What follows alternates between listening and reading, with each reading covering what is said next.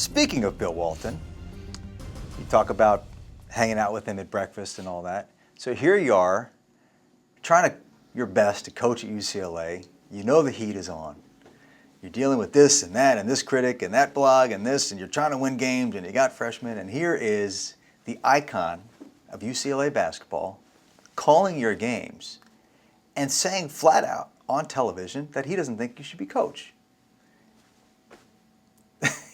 You ever talk to him about it, or what was that like to do? No, with that? you know what? He and that's accurate. Although I would say that Kareem would be the other icon. I mean, these are the two greatest college players ever. Kareem Abdul-Jabbar and Bill Walton. But yeah, it was really disappointing for me because here's a guy that I really enjoyed and appreciated, and but yet, you know, for Bill is very outspoken. Bill is also a former player who has these images of what it was like when he was there, where his first 2 years as a player, sophomore and junior year, they never lost a game. So, you know, a lot of those former players still have that in their mind. This is how it should be at UCLA. This is how it was for us. And I think that it's changed a little bit since then. I think it's a little different than it was in the late 60s and early 70s in terms of parity, in terms of when you look at, you know, across the country. So that was disappointing for me, and I, you know, that's about all I can tell you. Did you ever go up to him, confront him, ask him, talk to him, or did you just feel like that was a full No, you know, he's part of the media, you know, so he had his, you know, job to do, and it is what it is. It is what it is. It was what it was. But I do want you to speak to this question about style and the style that you coach, because you'd mentioned about you know, how much you were fast breaking, and that somehow you developed this reputation, maybe partly deserved. I don't know. You tell me what you think about that. You coached a slower, kind of boring defense, grinded out style.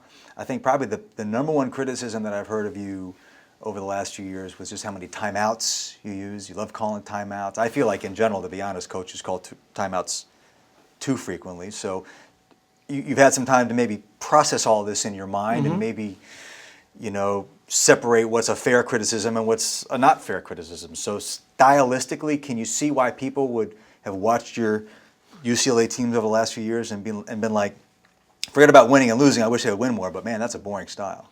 Well, you know, it's all, you know, the eye of the beholder, you know, and defense is what wins championships. I believe that. I would say that most coaches believe that.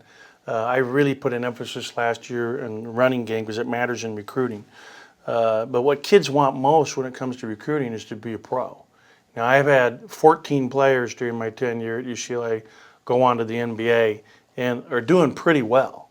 I mean, they're not just getting there, but they're very well prepared for the NBA. And I think that's something that if you followed and read a lot of the NBA stuff, you would say that I have a reputation for being very good at preparing players once they get to the NBA and getting to the NBA to be able to compete and do well at that level. That's ultimately, when you're talking about a job like UCLA, where you're recruiting the very best players in the country, kids want to be pros. I mean, every one of us grew up wanting to be an NBA player as a little kid.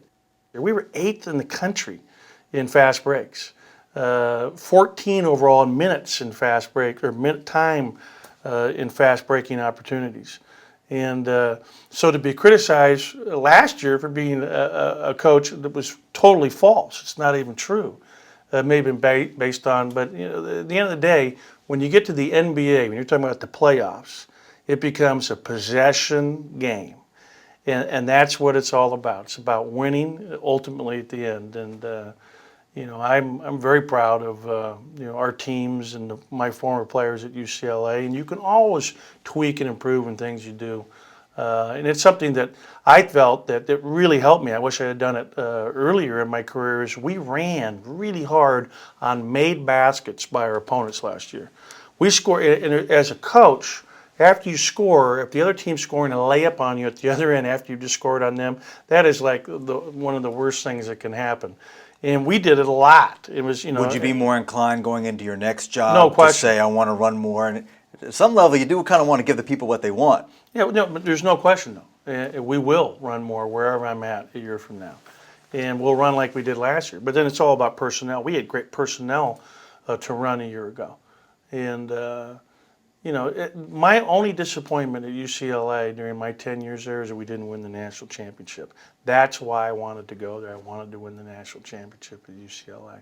3 Final Fours and not one of those banners is hanging up, right? They only put a banner up. I remember Izzo called me after the third time we were in. He's like, you won't appreciate this now, but going 3 times in a row is next to, impossible. And he's one of the other 2 guys that have done it that are current coaches.